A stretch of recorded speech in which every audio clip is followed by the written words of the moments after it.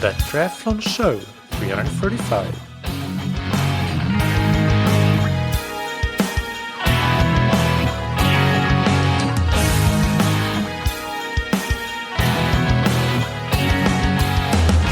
Hey, what's up everybody, and welcome back to another episode of That Triathlon Show, the podcast presented by scientifictriathlon.com. I'm your host Michael, and on today's episode I interview Glenn Poleunis. Glenn is a triathlon coach and founder of the PTC High Performance Squad based in Girona, which includes, among others, Marten van Riel. He is also a Belgian National Federation coach with a home based in Leuven in Flanders. And we'll get into his coaching philosophy, training in a squad, and a bunch of other interesting topics. But before that, let's thank our sponsors. First, we have Precision Fuel and Hydration that have a range of tools and products that you can use to personalize your fueling and hydration strategy. Everyone sweats differently, both in terms of sweat rate and sweat sodium concentration. So you should individualize your hydration strategy, and your fueling strategy will also need to be adapted based on the duration and intensity of exercise or competition, as well as your ability to tolerate certain amounts and types of fuel. You can use the free online sweat test and quick carb calculator on precisionfuelandhydration.com to understand your fluid, electrolyte, and carbohydrate needs during training and races. And you can book a free one-on-one video consultation with the team to refine your strategy. You can get 15% off your first order of fueling and hydration products by using the code TTS22 at checkout on precisionfuelandhydration.com. And thank you to Roka. Roka produces exceptional quality triathlon wetsuits, tri-suits, swimskins, goggles, performance sunglasses, as well as prescription eyeglasses and sunglasses. Today I want to highlight Roka's range of eyewear. All Roka's eyeglasses and sunglasses come with Geeko anti-slip technology, so they never fall off your face. They are extremely lightweight and have unbelievable optics. The performance sunglasses are developed for and tested in up to the most challenging conditions and used in sports ranging from triathlon through speed skating to outdoor and adventure activities. For prescription glasses, there is a home tryout program, and you can also renew your prescription with a simple online vision test at home in front of your computer. All products have multiple options for frame and lens, and they all come with a 2-year warranty. I've tried a number of different Roka eyewear products, and my favorites are the Rory prescription glasses, the Phantom sunglasses for casual day-to-day wear, and the Matador and Matador Air performance sunglasses for active exercise and competition. Visit roka.com/TTS for 20% off your order on all of Roka's products.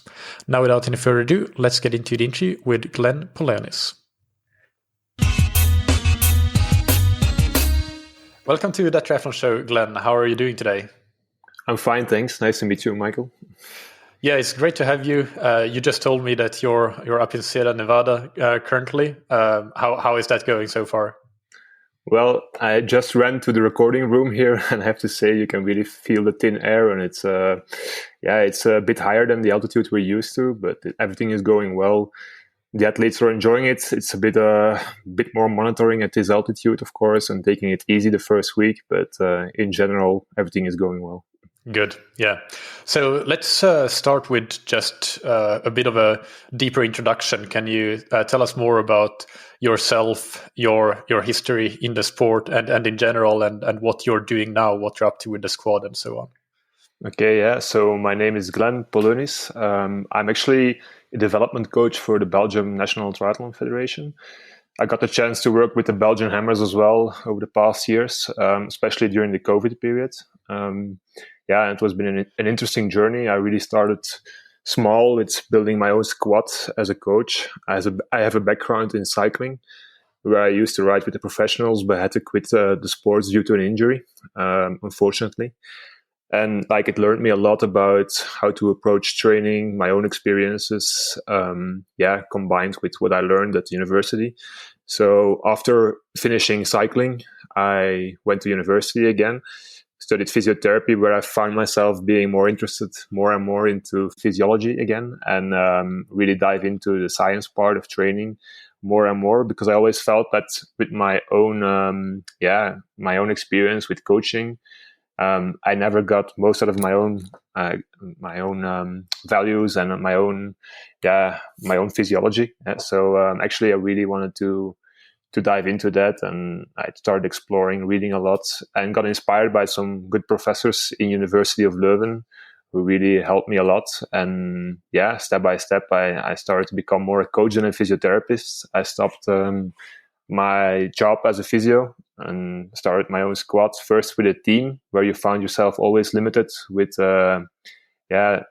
like budget problems to do what you really want to do with your athletes. And because I've always wanted to go full in, like completely to get to the highest level, and I always felt like somehow limited. So at one point the athletes were like really telling me as well, maybe we should start our own squad, and we find funding within our team and we start training with you. And yeah, that's how PTC started. It started as a joke because the athletes used to call it Poleunis training crew. And then yeah, it started like that, and it's steadily grow and became bigger. And I worked for University of Leuven, where I'm a coach of the university team, and the athletes had a perfect environment where we had the infrastructure of the university and also the social part with, like high level athletes combined with a bit more recreational athletes. Was a perfect environment. I was a bit inspired by Leeds University in the UK, how they work. And yeah, that's how the squad started. So you have, just to clarify a bit, you have the PTC squad, which is an international squad of elite athletes, and you're in Sierra Nevada, of course, but you're based in Girona normally. Is that right? Yeah. So it's been a big change. I really found my experience was that like I'm always with the young under 23 Belgium guys. They're always time limited, and combination with the studies, it's really hard to get to the elite level. And my experience with the very elites is that they just go all in at one point and they moved abroad. Less stress of the daily environment and better weather conditions as well if you come from the north, like so it was really important for me that I like me myself embodied as a coach that I wanted to make that step to go there, and to show the athletes that it's quite a necessary step to do to go all in. And so we moved to Girona. It has its challenges because I still have a part of the squad, the young guys who are still in Leuven, Belgium. I have some assistant coaches with who I work, and they do a great job there to help the athletes when I'm not around. It's hard to be at two places at the same time. But I see the squad more and more developing to Girona, and for me, what's really satisfying for me is that I see now young Belgian guys saying, next winter we're going also to move to Girona and go all in. So that's really one of my mission as a development coach in Belgium as well, to get this kind of mindset, so they can train in a professional environment with the best athletes. And I think it's a win-win for both. To have new young blood in the group with experienced athletes in Girona. I think it's also good to sharpen up them and to realize the passion they show on a daily basis, just enjoying the sports and not get stuck in routine. So I think it's a win-win for both. Yeah, no, that sounds great. And in the squad, you do have a lot of Belgian athletes, but you also have some international athletes. So what are some of the other nationalities you have in your squad? Well, yeah, we have a good mixture now. So we have a German athlete like Jonas Schomburg, who's training in Girona as well. Then we have some Spanish athletes who are regularly with the team. An Irish athlete, a British athlete. I have to think a Dutch athlete. So it's like a bit of everything.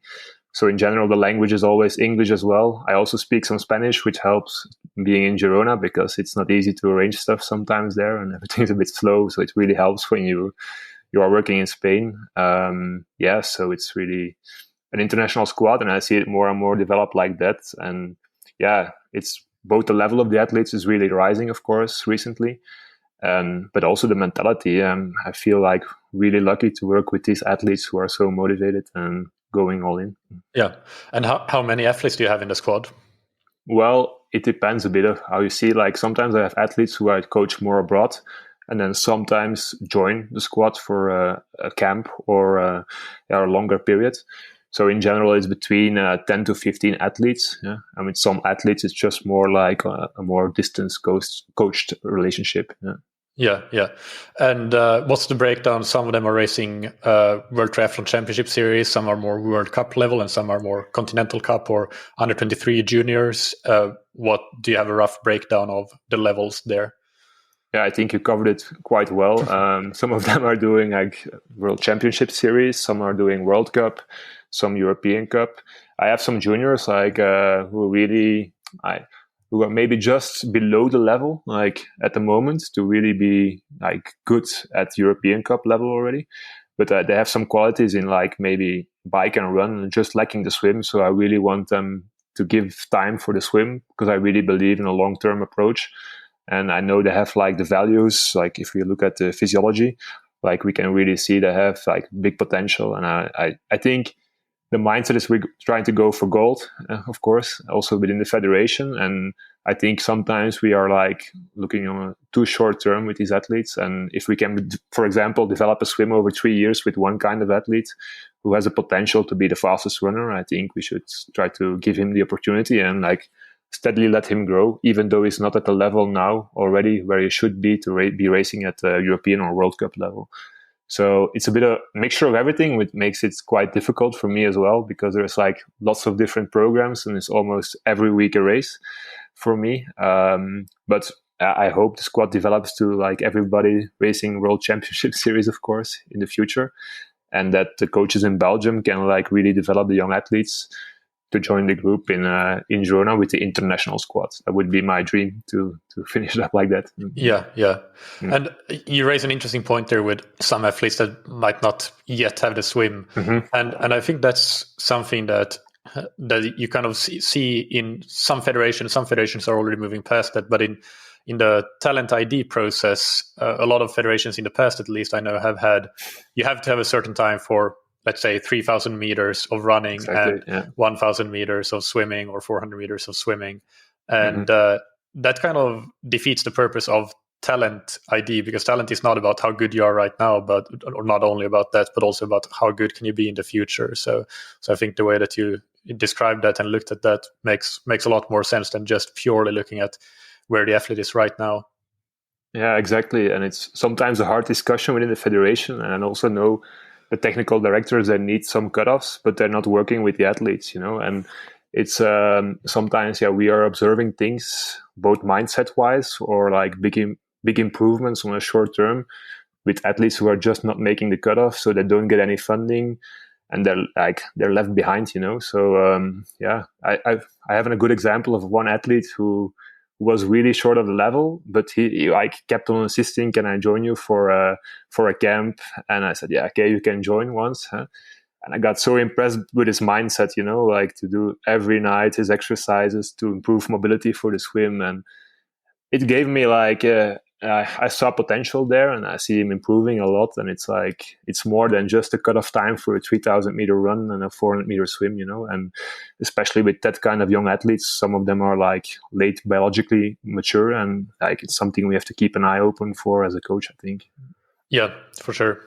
And can we discuss a little bit more about how the daily training environment works, and in terms of the training itself a bit, what is a typical day like, but also what support structures do you have? Do you work with other physiotherapists? Of course, you have some expertise there yourself, and massage. What is it like for an athlete to be part of your squad? Well, yeah, it's it's not only me, of course. It's like a big team of physiotherapists, nutrition, doctors, strength coaches.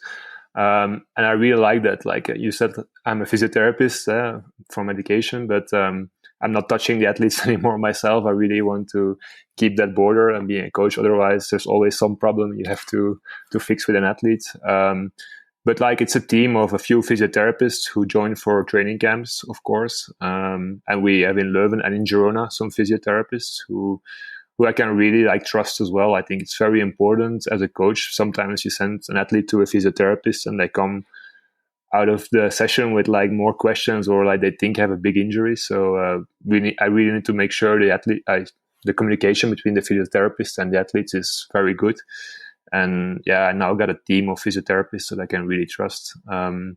Then I have some doctors like who do the blood checkups, and also when I have specific questions about altitude, or like for example now, or about test results, I have some physiologists like Matthias Verstraal and Reinhard van Schuilenberg who work for the Belgian Federation, who I can work with.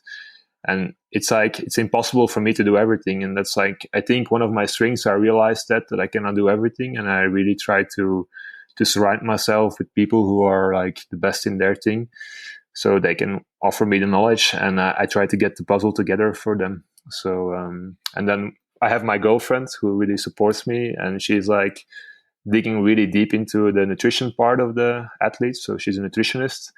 For example, I just sent her your latest podcast about the hydrogels, and she's like so passionate about it. So she's like making her own hydrogel now and testing things, and it's really cool. She can share that with the athletes, and I can share my point of view with her. And like it's actually super fun to be part of now at the moment, and it's just an interesting journey of learning and improving all the time. So yeah. And how do you manage let me rephrase the question. How important do you think that a good culture within a squad is? Is that something that you work actively on, having a certain values and a certain group dynamic in the squad? Can you talk a bit more about how that works? Yeah, actually, that's really, really important to me. And even when we started the squad 5 years ago, it has been one of the basic principles that I founded the squad on. I think there are a few important things that we can show vulnerability to each other. There's a lot of ego sometimes involved in the sport. And I think when we show our weaknesses, there's a lot of strength in it. And that we're not trying to prove ourselves too much and really focus on improving. And I think it's a long-term process. It's not like this doesn't happen night over day. And it's having group talks, individual talks with the athletes, really confronting them with their weaknesses and with their insecurities. I think it's very important. And there's a few basic things that are like respect, honesty, who are always really important to me. And I think it's like when you build group vulnerability, I often make the comparison with like building a muscle. It takes time, repetition, and the willingness to suffer to achieve gains, and sometimes I can be brutally honest with an athlete, if I feel like you're not focusing on the right things, I am honest with them and I don't want to waste time. My time is precious, and I think as well, I'm not helping them with saying, hey, you're doing okay, just because they are talented, and I think they need to focus on the right things. And especially being respectful to each other is very important. And over the years, I also saw like autonomy is for me one of the key principles as well. I want to have athletes when they go abroad and they are I'm not there to make the right decisions and to not rely on me all the time, to get insight in the training process and to make the right decisions when I'm not there as well. So it's one of the key principles as well. So, yeah. What about, is it important for athletes within the squad to be, are they friends outside of training, hanging out and doing stuff like that? Or is that something that, some maybe are, but some aren't? Is it more like a workplace, your colleagues, you're coming to training together and you go to some races together?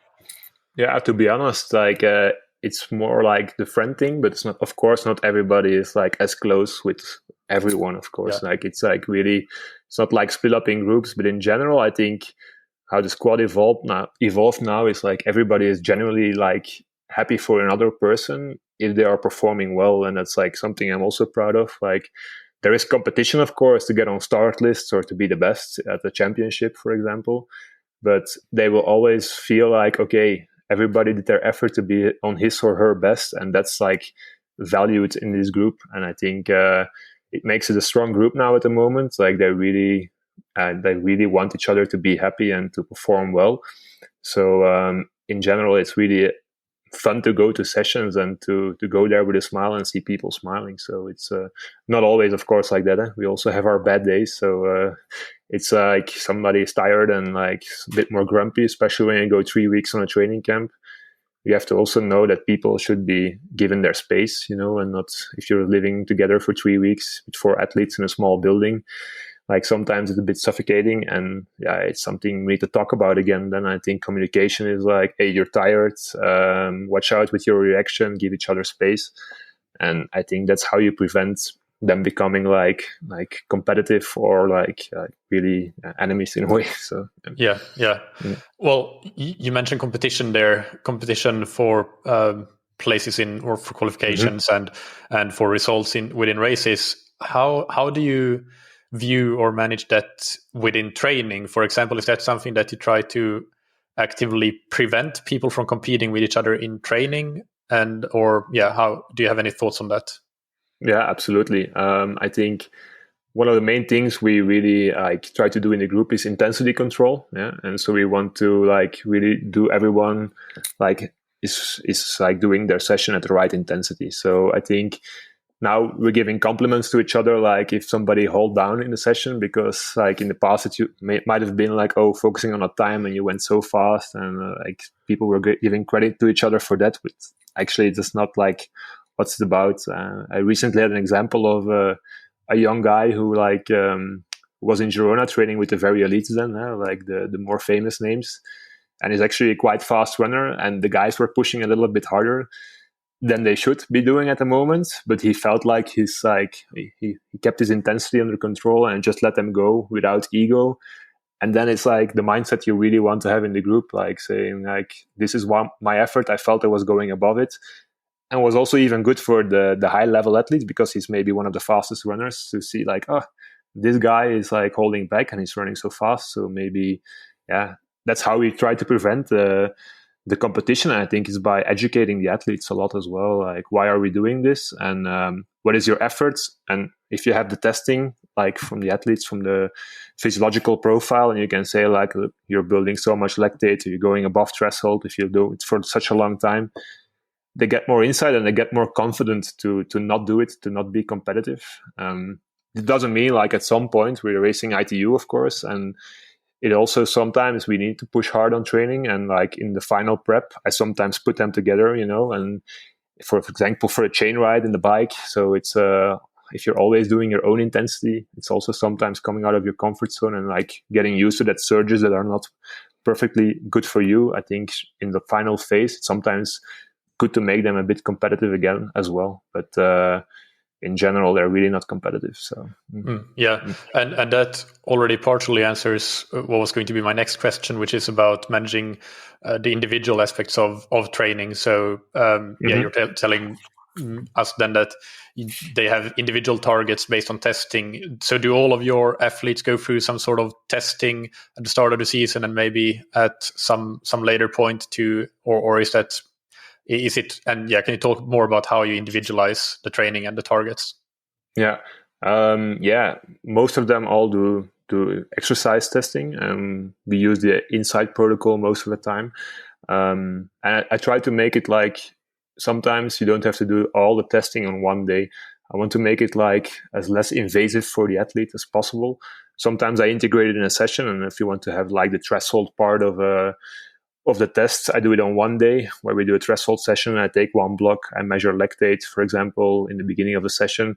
Another day in a VO2 max session, I measure there pre and post lactate, and a VLA max test in a sprint session, for example. So we combine it like that, so that the athlete doesn't feel like he's always going to the lab, And so we get an individual profile out of that, and then and there are some general principles like building a big aerobic base who are the same for everyone, I think. And then we see we have this much more anaerobic profiles, and we really differentiate in training between different kind of profiles. And I think it's based on the testing, but also on load tolerance, injury proneness are very big important things in which we differentiate with the athletes. So it's really an individual approach within a group setting. Yeah. Do you do the testing in all three disciplines, in swimming, cycling, and running? Yes, but not for all athletes in swim, bike, run. We really try to focus on, we have some very good swimmers, for example, and it's not I don't like it as well, to say oh, we're already a good swimmer, we cannot improve, but if you're doing too much testing all the time with all the athletes, it's also becomes a burden, and don't want to get a burnout of testing, and it's sometimes easier to focus on one thing a bit more, and if they're really good in one thing, we leave that a little bit out, and we focus, for example, more on the bike and the run.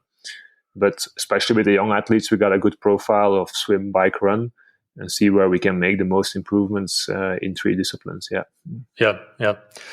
Well, one you said there that about the profiling of athletes, with some being more aerobic or anaerobic, and that's an interesting question I always find to discuss, how to approach those types of athletes differently in training. Can you describe how you do that, generally speaking? Yeah, it's not always easy to really differentiate for that. For example, when we have like a very anaerobic profile, then we very early in the season, in the winter, already start much more tempo work, for example, or with interventions with nutrition, like doing more like in the fasted state, training. So it's actually one of the key things, and to just see like very early for a longer period of time doing consistently one thing to dampen that system, and combined with big gear work in the tempo, some short solid efforts combined with tempo work, like very early on in the season. And then we see, are we controlling that profile? Yeah? And can we go a bit more to like higher intensity VO2 max work or not? Because it's important to like keep on having the high VO2 max as well, and make sure the balance between the VO2 max and the VLA max, for example, is like really like in the right regions, So it's it starts quite early on. Let's say like if we do like a winter program, we have like in general like a 6 to 8 week base program where we do more like biomechanical like corrections, and like much basic aerobic base, but especially then with the anaerobic profiles, you see they're really going very high up in the VLA max, for example, and then we quickly start with softening that system. Yeah, and the aerobic profile, how would that be different?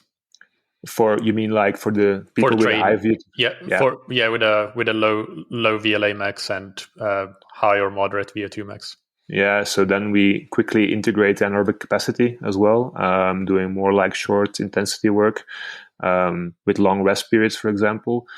And it's really like, you see people with the high VO2 max, most of the time they can also tolerate like big volume. And we also do a bit more volume with them.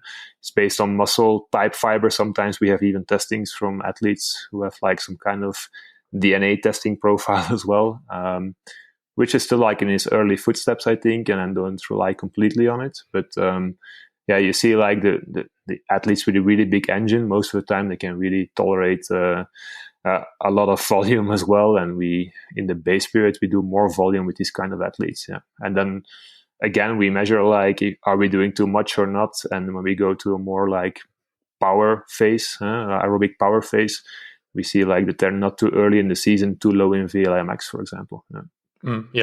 So you basically, with that type of athlete, if we're especially looking at somebody with a low VLA max, low anaerobic capacity, then you make sure that you don't want it to be too low either. Then you work on maybe even increasing it a bit. So absolutely, find a sweet spot. Yeah, especially in the beginning of the season, because when they're doing a lot of races and more like I just said, more aerobic power, you can see it really go down steadily. So in the beginning of the season, we don't want to have it too low as well. And that's sometimes now an issue because many athletes are doing like 70.3 and like short distance. And then you have to see like the balance when they're going from one to another. It's high performance environment. So it's really, I also think sometimes we're like over focused on the numbers as well.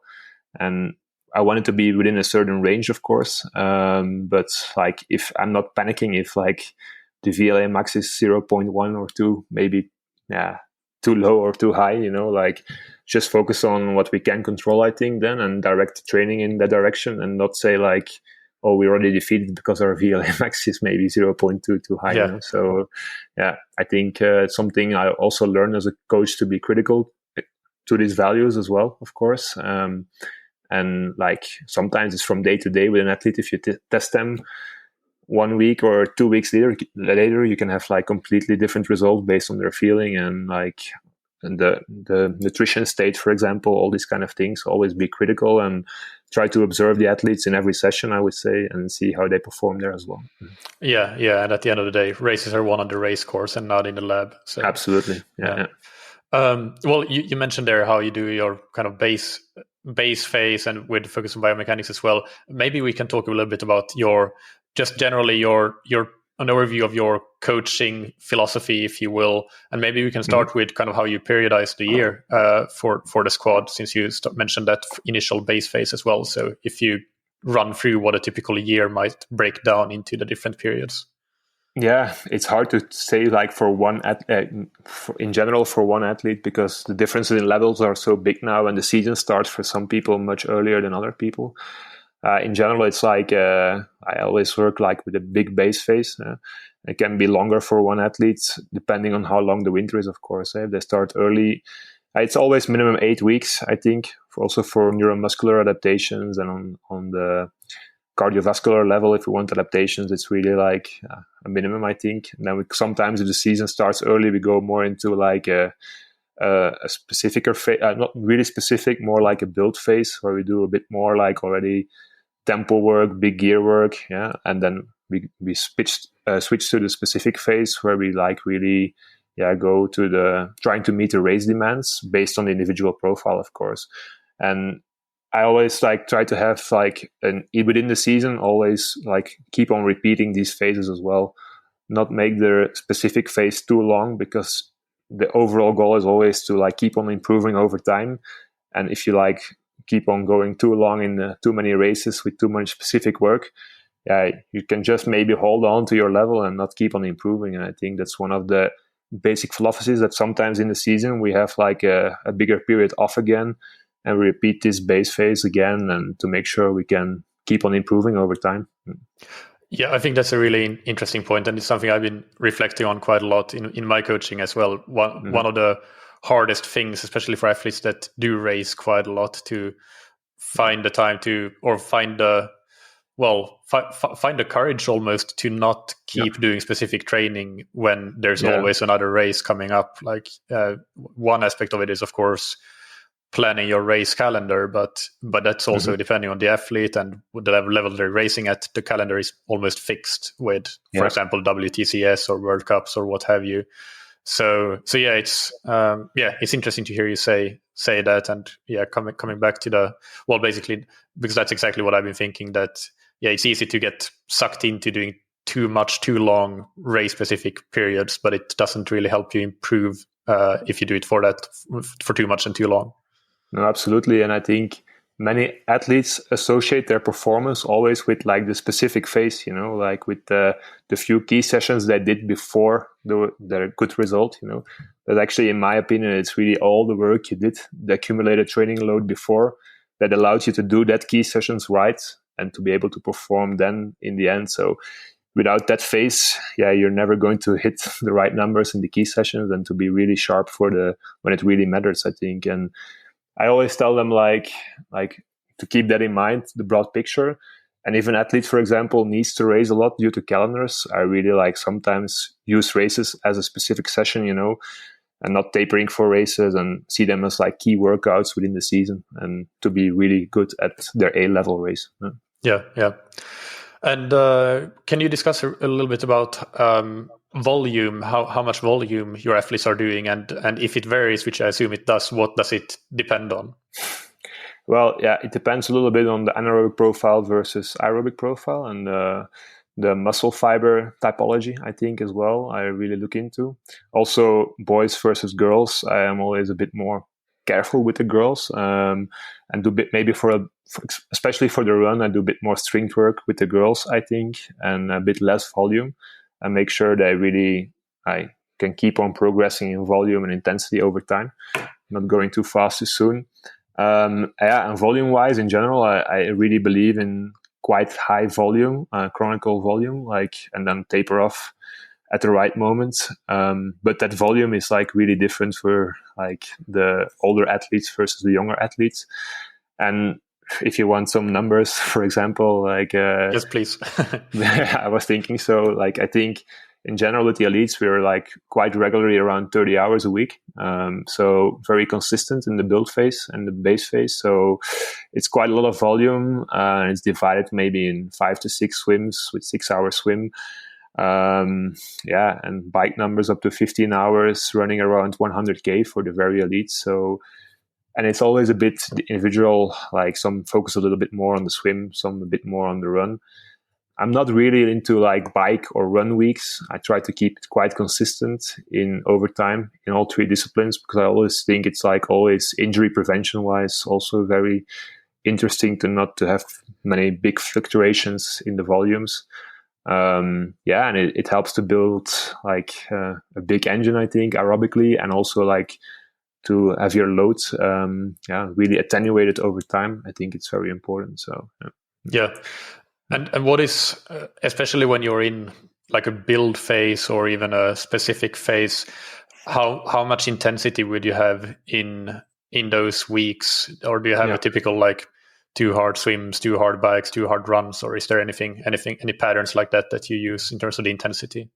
Yeah, I think intensity wise, it's like in the run, you can say it's quite typical. We always do like 2 harder runs, and the rest is like build up a volume around 2 specific sessions. So it's really not for athlete, never more than 2 hard runs.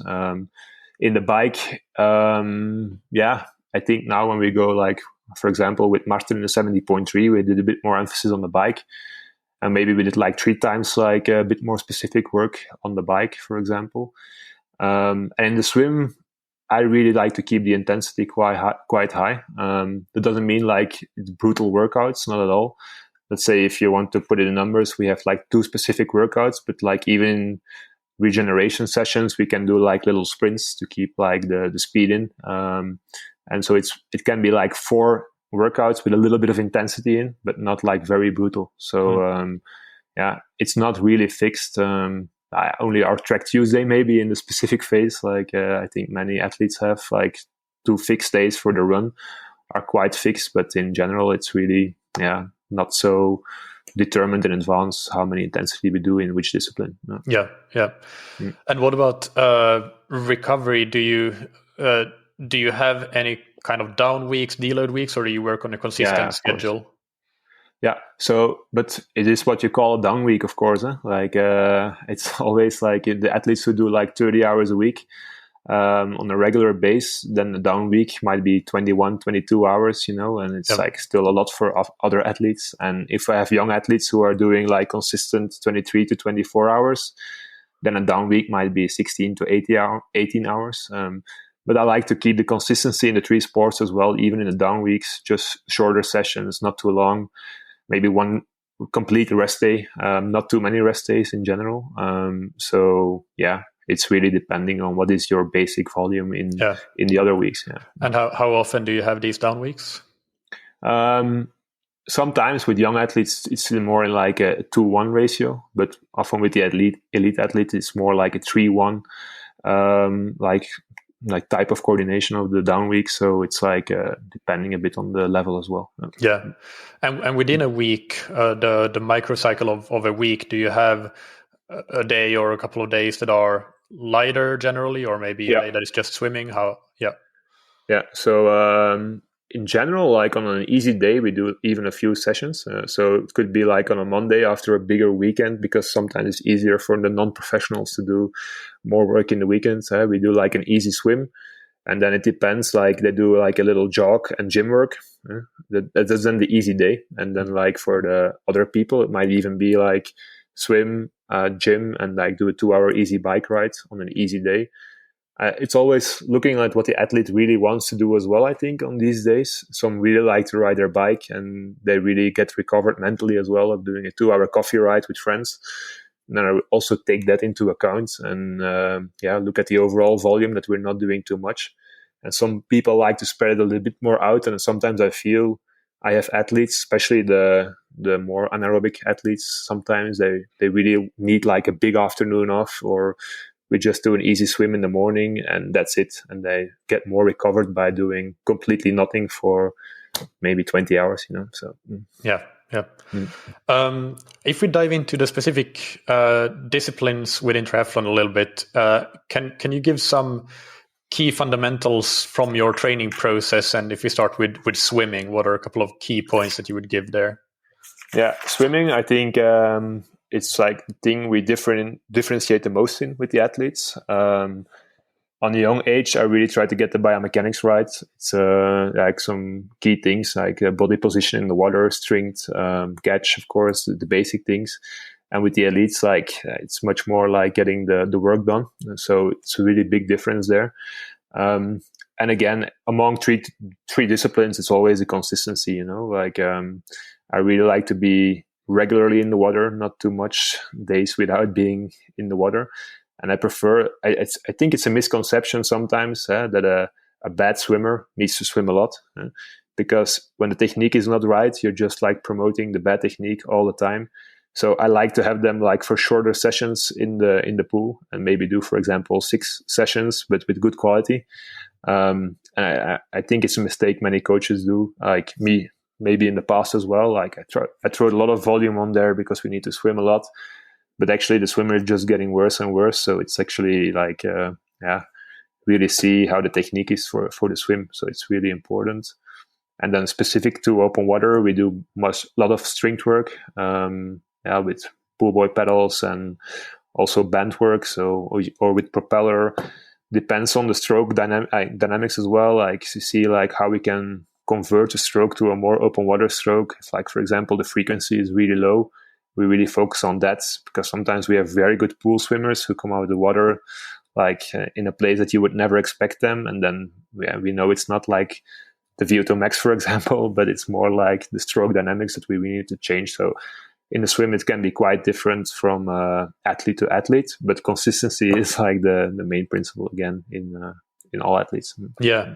So digging into that one detail there about the stroke rate, because that's something I think that a lot of age groupers as well have that problem of having too low a stroke rate. Yeah. And what are some tips, some exercises or sets that you would recommend for working on improving your stroke rate or increasing your stroke rate? Yeah, I really like to get them aware of where, especially like using video images, like as well, to see like the coordination of their two hands, like if they're really swimming in catch up, and like to show them like, hey, this is your stroke and this is not efficient in open water. And then, like, for example, using the tempo trainer in the pool can be really useful with a certain frequency. You let it here do them like on their natural frequency, and you always improve it. Increase it, and then you see like and then you show them the video again how the stroke is changing, and you try to find a sweet spot in the beginning, because if you do it too high, they're just like not grabbing any water. What I really like is like these short builds. You do like over 50 meters if you have a 50-meter pool, and you like build the frequency steadily, and then maybe you hold it for 50 meters and not make the fractions too long in the beginning. It's like running with a higher cadence in the beginning. It can be really strange for an athlete. I feel like, say, my heart rate is higher now, so it's really, and I think it's not efficient, but your body needs to adapt. And if you want to do it like one long set, high frequency, you're just going to promote a bad technique again and make them very tired. So it's like really building it gradually, I think. And you have some tools like a propeller and a band who are forcing you automatically to not swim catch up. That can be really good, but of course it can also be too hard. And if the body position is like really bad with these tools, then you have to figure out if it's already the right time or not to use them. All right. And then biking, what are some key fundamentals there? Well, I have a biking background, and I'm a big believer of doing a steady volume on the bike, a lot of base work, and then we really look at the individual profile. It's some people really like the peak powers. We focus a bit more on that because in ITU racing, for example, I think the anaerobic speed reserve is quite important as well. If you're always close to your limit of your maximum peak powers with all the cornering, it can be much more demanding for your energy system there. So and it's really periodized. For example, one period we do more VO2 max work, for example, in the build phase, if we see the profile is ready for it. And then like to the specific phase, we go more to like threshold efforts on the bike, longer efforts. But again, it can be different. Like I explained earlier with the anaerobic profile, we go earlier into tempo zone or threshold work, and then maybe later into a bit more higher intensity work. So, and some other things like cadence work as well, like to get improved pedal efficiency. Some short sprints can be important. I think short sprints in a base phase are always good to like get some neuromuscular adaptations there as well, and not losing the speed when you're doing a lot of base work. So it's a bit of everything, but on the right time. And the anaerobic speed reserve, that's interesting that you mentioned that. Do you think that the anaerobic speed reserve is more important to have quite well developed on the bike than in the run in ITU racing, or do you think they're equally important? No, I think it's more important on the bike than on the run because it's much more staccato, demanding for the athlete. So in the run, it's more like running a steady pace, and you need like to have a surge sometimes, of course, but it's not continuously surging and dropping down. So I think it's much more important on the bike. And I think, especially towards Olympic distance, having a very high lactate threshold, LT2, anaerobic threshold, whatever you want to call it, is like a key determinant of your performance. So, and much less the anaerobic speed reserve. Yeah, and in an Olympic distance, especially when it's a relatively long race, then by the time you get to the run, you will have depleted yourself so much that your anaerobic speed reserve is completely different than it was if you did a fresh 10K. So exactly, it doesn't matter as much. Yeah, no, that was what I was thinking, but it was interesting to hear what you think as well. What about running? What are some key fundamentals there? Proper run technique without like over-analyzing. I think you have people who are used to running in a certain way as well, and you try to optimize that. So at the beginning, I was like really into run biomechanics because my physiotherapy background, and it was my own weaker discipline. So I really tried to figure it out, maybe over-analyze as well. So I wanted to make everybody run beautiful. I think now it's less that, and I want to make sure key principles are good. And I think like we really differentiate a lot in volume with the run. Like some people are really like prone to injury, for example, and we do like 50, 60 Ks a week maximum. And we can have like huge improvements. I think sometimes athletes are so focused on the mileage, and with doing like a bit less volume and doing right strength work or activation before sets, we can keep them like injury free and to really like get the most out of every session, which is the most important in my eyes. And we do some analysis of plyometric strength, combined with the physiological profile, where we determine how we approach the run. And I think it's always the key determinant. Maybe it's a cliche. You cannot like win the race in the swim, but you lose the race, but you win the race in the run. So it's a very important one to find how you can really increase your speed at threshold. And it's different for everyone. It can be by increasing your VLA max or increasing VO2 max. And you have to find out what's important for which athletes on the right time. So, Well, what plyometric tests are you doing, and how do you use that information? Yeah, we use actually simple tests that we can repeat quite often. So it's like with the push device, where we do like repetitive jumps or drop jumps, and we measure like the reactive speed, and then we can see if we go to a next phase as well. I like to have like these like cutoffs where I can see we do a bit more of plyometric work if they're not very low. If they're very low in the repetitive strength index, like we really want to like first focus on strength and then go a bit more to plyometrics. If they're already quite good values for the plyometrics, then we increase the box jump height, for example, the drop jump height, and we go a bit more advanced into that. So it's really looking at stride as well, for example, evaluating ground contact times under fatigue and see what we do there. So it's a bit of putting all the data together, especially for myself, and not like to burden the athlete too much with it, and then see how we adapt it into the training. Yeah. And do you do, at least with those athletes that may have a weakness in those assessments, do you do a lot of plyometric work as part of your kind of strength work, or even pre or post run? Yeah. Both actually. Like if we see it's weak, we try to keep it 2 times a week in the strength program. If we see they're weak, and sometimes it's also with biomechanical adaptations. If like some people are lengthening out their stride too long, we try to like really focus on a quick heel return and like keeping do a little activation before the run, and then like do few 100 meter strides in advance. Show them videos as well. Show them data like of like how is it changing when you do what, and then try to keep them in the real set aware of what they've been changing and to like focus on what we're trying to change. So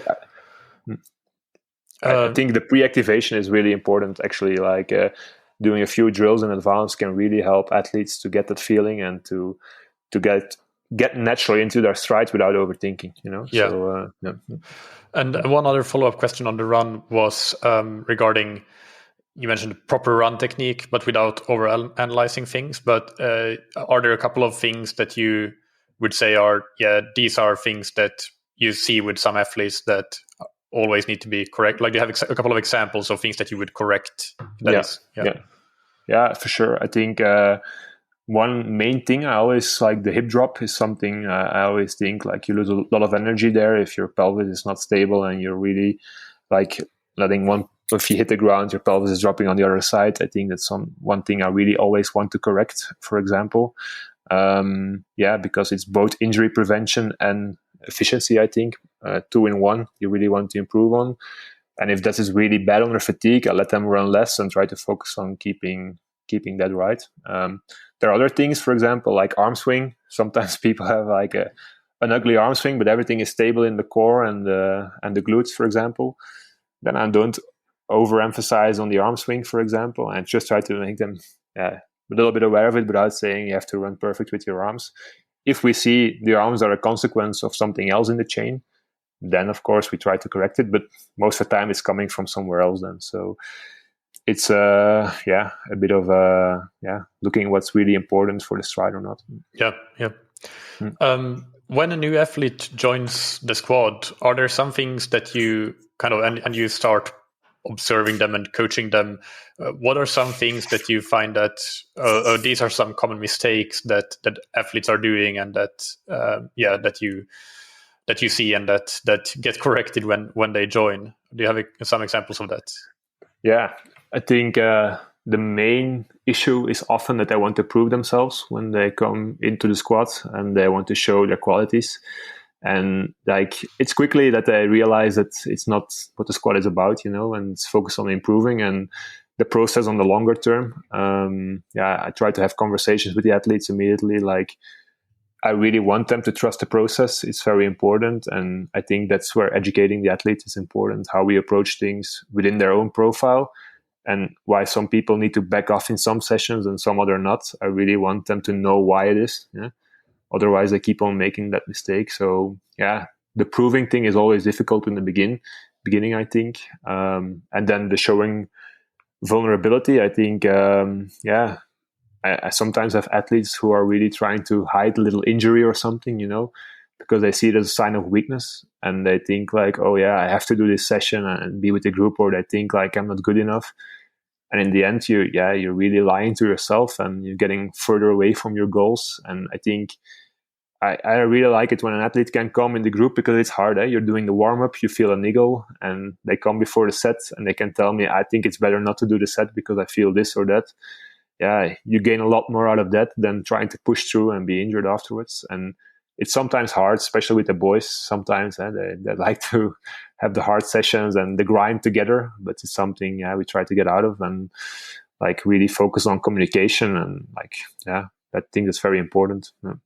And combined with the generation, like the young generation, it's like always instant gratification, I think, and they really want to see short-term results. And in endurance sports, I don't believe in that. So it's like really a long-term process, and they need to be patient, I think, and that's something with the younger generation sometimes quite difficult. One thing that we've talked about quite a bit already is you're doing testing and you're being specific with training targets and so on. And but in general, in terms of how you're using science and technology in the training process, are there any things that we haven't really talked about that you would like to mention? For example, do you do lactate testing generally or often regularly in the field in training as well, or any other tools that you use for monitoring, or anything like that would be interesting for the listeners to hear about? Yeah, there are a few things. I think the lactate testing in the pool, it's quite clear, of course. We always do it in the pool when we do it for the swim. But like I said, I always was critical in the beginning, and also with the testing in the swim, like even 5 years ago with like the swim testing in the federation, I realized that some values were really off in the swim. Like I said, like this guy is like much higher aerobic capacity than we think, and or is coming out of the test results. So I had with some colleagues VO2 master to compare the results coming out of the lactate tests and the VO2 master then. And we can find huge differences because of economy and efficiency of the athlete, So it's something, a test result is one thing, but always know what you're testing and what is influencing the test result. So with a high level athlete with good efficiency, it's much more reliable, I think. In the run, the differences are closer. On the bike, it's much more reliable. So you can be more like trustworthy there. So I think it's being critical. It's very important to interpret the results. And then on the bike, I like to do them like in the field. So, but it always has to be specific, if it's like TT, make sure it's on the TT. If you're doing a flat course, make sure it's on a flat course. If you have to do a hilly ride, and it's the most important part for a cyclist is uphill, do the testing uphill to know what you should be pushing on a longer hill. I think always think of like specific to your race demands. I think that's a mistake we sometimes make. We use tests for one thing to interpret, for example, a long distance course. They go on the road bike and they do a lap test, and the TT bike, they can push much less power and being much more like higher in lactate than they should be for the same power output. And it's something like that's how we use science, and it's also by measuring a lot in the field. I think that's where we really differentiate in sets. Like, and some days it means like we have to back off, and that's it, and we accept it. But I think that's a very important aspect of our training methodology. So and then maybe other tools that we use. HRV is an important one, getting more important, I think, to monitor the athletes. I really like it because it can be an objective parameter for the athletes without getting the feelings too much involved. Like they always say that they can train, the high level athletes, they always say, yeah, I'm ready to go. But then you can have some really good data and saying, look, it's already a few days that your variation is like quite high, or you're trending down, and maybe something is wrong, combined with can be other things, elevated heart rate in the morning, and these basic things are important, combined with the observation of the coach. Still very important. I remember my first congress in Paris, I think, where Steven Seiler was speaking, and he said, like, in the morning, if you see the heads in the bowls, it's always like when they're at the breakfast table and everybody's head is hanging down, like it's so maybe you're pushing it too far. And it's a combination of these two parameters of observing your athletes combined with the tools that are available now. I think it's you have to make an educated guess. I think that's important. Yeah.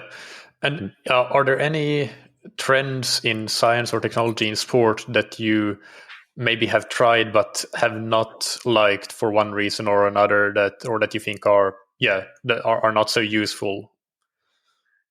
Yeah, it's hard because I don't want to kick against some big brands or something. Like, it's like really the Super Sapiens, I'm not really convinced yet, for example. I've been using it with some athletes, and sometimes I find it reliable, and I think it can be also, it's backed up by science. I think during exercise sometimes it's not really reliable, and I also find sometimes it's not working well with athletes, and it's becoming a hassle to work with it. So it's something I think there is something to learn there for sure. And if it works well, then I think that's one of the main issues with it. Like, the reliability is not always good. There's definitely something to learn there, but in general, we can use it still for see the influence of breakfast, for example, on your glucose in the first 3 hours when you're not. It's good for an athlete. I just had a discussion with one of my colleagues actually that he said, like, but you can just send them an article that if you eat proteins combined with carbohydrates, that it's like better for their blood sugar not to spike and to go immediately down again before a session. I said, like, but it doesn't work like that with an athlete. So if an athlete sees it, experiments with it, like, then it's still an additional value for the athlete, I think. Because if we send scientific articles to the athletes, it's not always the best way to handle it. So so it's something I'm not completely against, but something I find like not being very reliable during my time using it, for example. Well, one thing that I also want to discuss is Marten van Riel recently set the world best Ironman swim 3 time. I don't know if it's called the world best or world record, but it was a really fast race anyway, and a really good performance.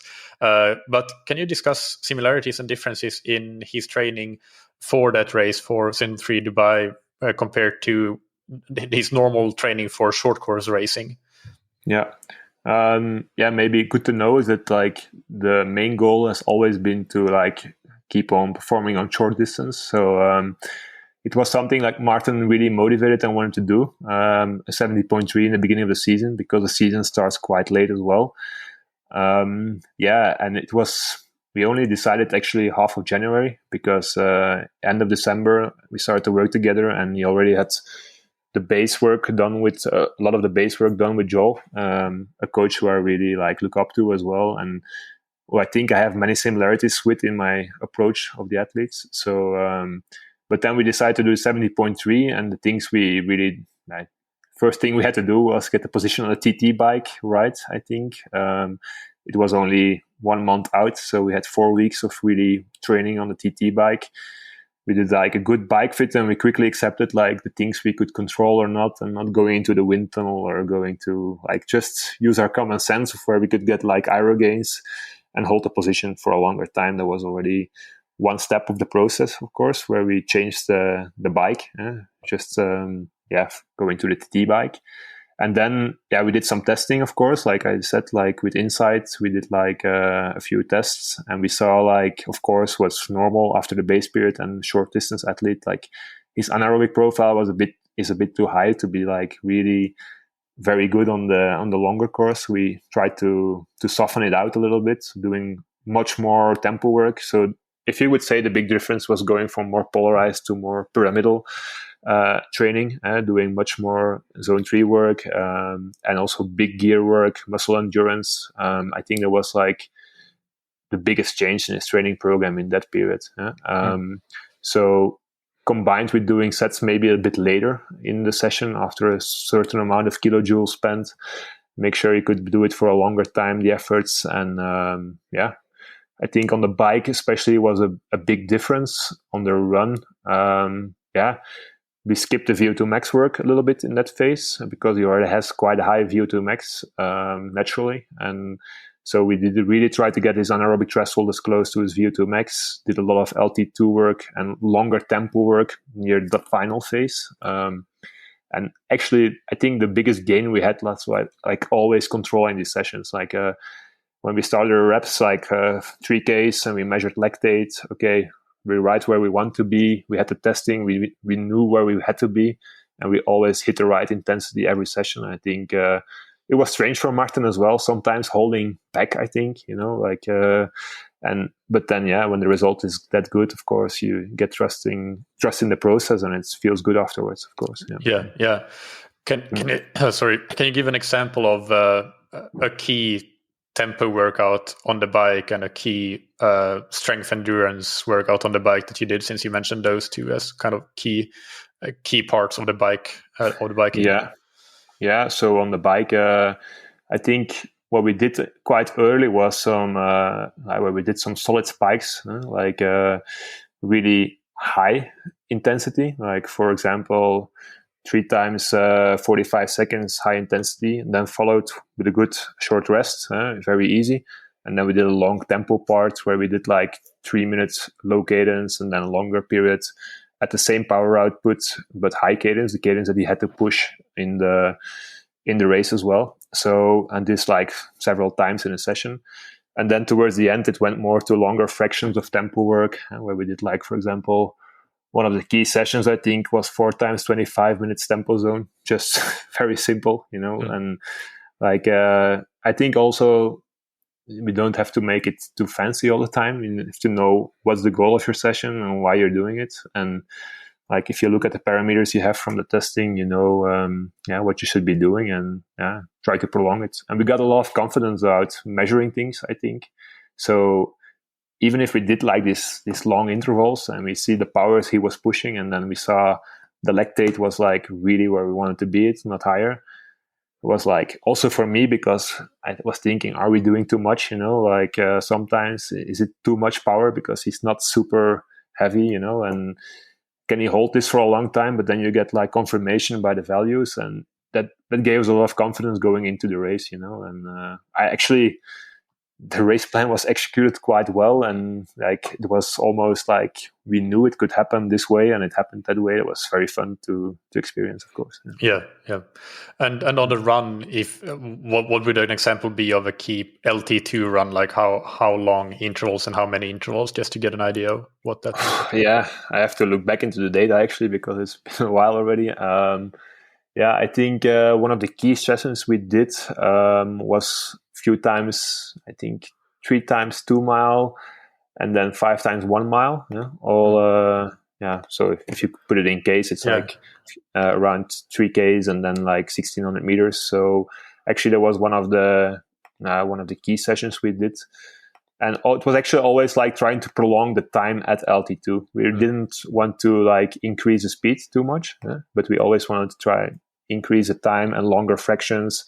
And maybe near the very end, we just skipped the real LT2 work again, and we went to like longer tempos even. So around race pace, very specific. Right. And then a couple of more questions, just general regarding coaching and triathlon. First, what are some things that have changed in your coaching since, I think, 2018 when you started the squad? Do you have any examples of something that you do differently now than you did back then? Yeah, definitely. I think I'm always changing. The world is always changing. So I think we need to be flexible and always question ourselves. I think the main thing that's changed is due to COVID as well. Like I found myself often, I think, when I had a talented athlete, like trying to, sometimes me wanting it more than the athlete, like I really afraid to lose the athlete or whatever, and not being like completely honest with the athlete or trying to make everything work for the athlete. And then I saw actually with COVID was a big eye opener that like, if you're not really passionate about the sport and love showing up for sessions every day, even without races being available, on the long term, it's a very important factor. And I didn't want it anymore for the athlete. I want to have my athletes like coming to the session and wanting to work together, improve, and not focusing only on the result. And I think that sometimes in the past, I was always focused too much on the results as well. And also maybe took some pride in having good performances with athletes. And now I take much more pride in like working together to a big goal and enjoying the process. And I know the results will follow then. I think that's something I really switched mindset in over the past years. And how do you think, or do you think triathlon has changed and or is changing in the last few years and will change in the coming years? I think it changed a lot, because in general the level is rising quite high. Like it's really insane if you look at the results of the past years. Also for young athletes, it's like a big issue. Like they come from juniors to under 23.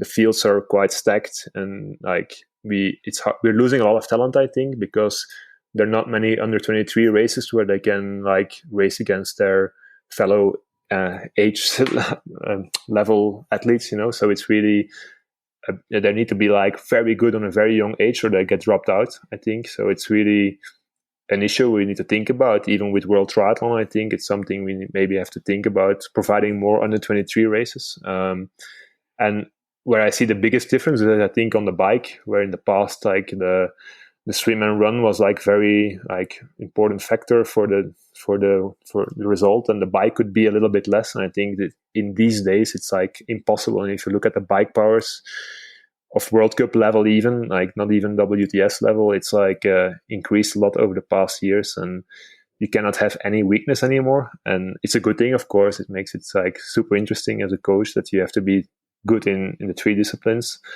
And sometimes you can get away with it. It's like there's always a race where it's like a pack, and it's very hard to do a breakaway, and it's a very easy bike, and you can have a weird result sometimes. But in general, the bike is getting so fast as well. It's a big difference. So, and then what I also think is with all the different formats, with Super League coming, and then the short distance athletes being interested in 70.3, I think it's also a danger that like everybody wants to do everything. And it's like we were discussing earlier, like if you want to keep on improving, if you're only doing racing, you will stay at one level and you can be good for 1 year maybe, but then the year after you will not keep being able to keep on improving. So it's really important to make right choices, and maybe for example, Super League and World Triathlon already working together a little bit, and I think is a good thing. And it should keep on thinking about how to develop the calendars. And also, like for now, the final is end of November, and if athletes are racing from January, it's like there's almost no off season anymore. And I think also it's something important to think about for the health of the athletes and to keep it sustainable for a longer period of time. Yeah. And the final question before the rapid fire questions is for age group triathletes listening, can you give 1 to 3 key pieces of advice that might help them improve their performance? Yeah, probably they've been said like a million times on your podcast. So it's coming back to the same, I think, consistency. And don't be afraid to let one workout, if you don't feel good or feel a bit injured, to cancel the workout or maybe do it a day later, and find the balance with the life stress, which is really important. And many times underestimated, I think. So if you have problems at home or not feeling good, it might be good to contact your coach and to say, hey, can I do this session a day later, or what do you think? And like this, we also come to the second point, like work with an experienced coach. I think it helps you make the right decisions and prevents you making mistakes. So it's really important. So work with a coach and then just get out. Don't overthink. I think sometimes we are really like, can I do this or can I do not? Just lace up your shoes and go out and see how it feels. Trust your feeling. Try to connect with your feeling as well. Like I've been talking a lot about lactate testing and intensity control, but actually one of the key fundamentals of the group is as well to link your RPE with a certain kind of effort. I think that's very important because we're not always there with the device. And if I say tempo zone, for example, the athletes know they need to be RPE 6, 7 and try to control that. And if they're doing it on a headwind or in a hilly surface, I want them to know to not look at a pace or not look at, it's not always available. Of course, on the bike, it's easier, but to really know what they should be doing that session. I think that's very important for an athlete, not just blindly follow numbers. Yeah, no, that makes total sense, of course. And let's move on to the rapid fire questions. And the first one is, what's your favorite book or resource related to triathlon or endurance sports? Maybe not directly related to triathlon. A book I really like, and the psychologist I work with will laugh that I mentioned it again. It's Anti-Fragile from Nassim Taleb. It's a book where they talk about like how to overcome setbacks to become better. And you have the difference between being robust and anti-fragile. And I think like material, they can, if you do put it under stress, it can like keep its same form and keep its same strength, but doesn't improve. And I think as an athlete, there will be setbacks always. I haven't seen a high-level athlete who didn't have setbacks. So I think you have to learn from it, get better from it. He makes a comparison, for example, with a tsunami. Like you can always say, oh, there's a tsunami path and the complete destruction or whatever. But you cannot prepare. You cannot know when the tsunami is coming, but you can prepare yourself to be as resilient as possible for the tsunami and to get better after what happened. So I think it's really a book that opened my eyes because it was so relatable to many fields, not only sports, but like medicine, economy. And I was like quite impressed with the book when I first time read it. So yeah. And it's been recommended before. So okay. It's good that the really good resources, they keep coming up and then you kind of get a picture of what you should be reading. I have to warn you, I'm reading it, I think, already for the third or fourth time now, I think, and it's always like hard to. It's a very intelligent person. I used to think I was intelligent, but when I see how many broad interests he has, and it's quite amazing to read it and to see how he built up the book. And I'm really fascinated by the book. So cool. Yeah. And then what's an important habit that you have benefited from athletically, professionally, or personally? I think in the beginning, I was like narrow-minded. That sports was the most important thing in my life, I think. And it's still like I'm super passionate about sport. I wake up with it and I go to sleep with it.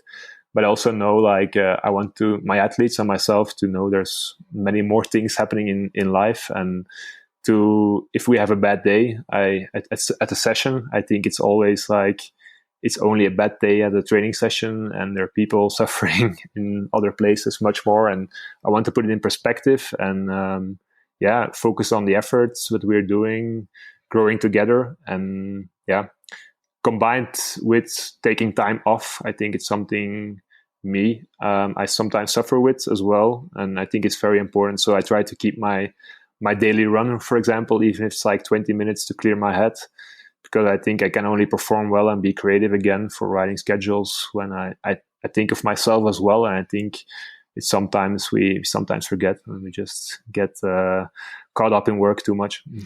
Yeah, that's a bit of an occupational hazard, I think. So really important to think about. And finally, who's somebody that you look up to or that has inspired you? I already mentioned Joel Filial, I think. He's like a coach I could quickly relate to, the way he approached building a group and also building an athlete, like both on the physiological level and also on the tactical level. And I'm really inspired by him. But sometimes it's also like people very close to me. I have one very good friend. He's like a biologist, and we come from both of us, like from a small town.